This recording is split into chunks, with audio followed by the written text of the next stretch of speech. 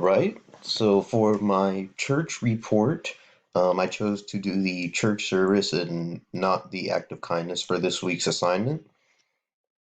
I am going to do a little slideshow presentation. So let me go ahead and get this rolling. All right. So this week I was not able to physically attend a service, so I watched one online from Second Baptist Church from the Woodway campus, which if it's in the name of the title. It's a Baptist church. That's the denomination, and it is in the Woodway area of Houston. So the message this week was about um, the person who follows the desires of the flesh versus someone who lives in the spirit. So the focus was Romans chapter 8 and specifically verses 5 through 11. So I'll go ahead and read them. I got them up here on the screen. And it says, "Those who live according to the flesh have their mind set on what the flesh desires, but those who live in accordance with the Spirit have their minds set on what the Spirit desires. The mind governed by the flesh is death, but the mind governed by the Spirit is life and peace. The mind governed by the flesh is hostile to God. It does not submit to God's law, nor can it do so. Those who are in the realm of the flesh cannot please God.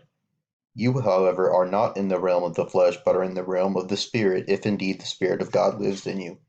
And if anyone does not have the Spirit of Christ, they do not belong to Christ. But if Christ is in you, then even though your body is subject to death because of sin, the Spirit gives life because of righteousness.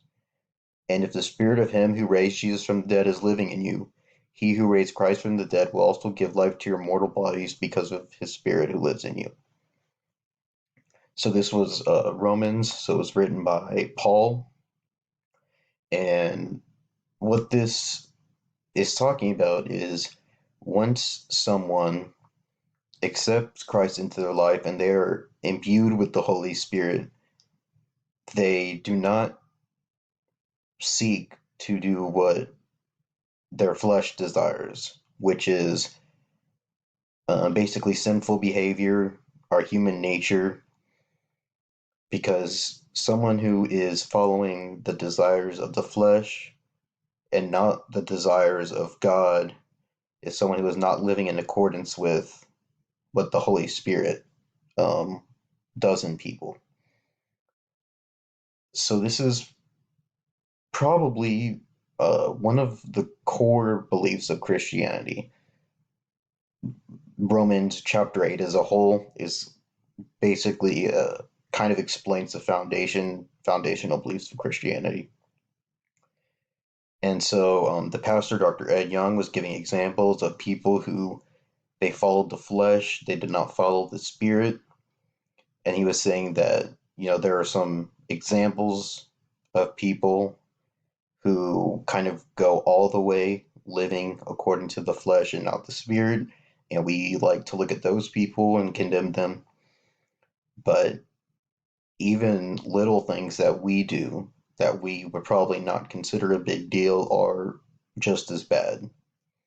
So he gave the example of someone who steals $20 from their mom's purse, saying that's wrong.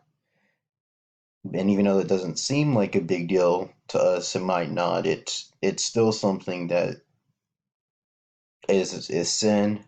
It's sinful against God. And then he also focused specifically on verse 8. Those who are in the realm of the flesh cannot please God. So when we sin and do something wrong, we are doing something against God's commands. So someone who is following the desires of their flesh over the desires of God is actively hostile to God. It might not seem like that to us at first, but when you really think about it, it even says in verse 7, "The mind governed by the flesh is hostile to God. It does not submit to God's law, nor can it do so." So that's the message from the service I attended this week, and I hope you enjoyed.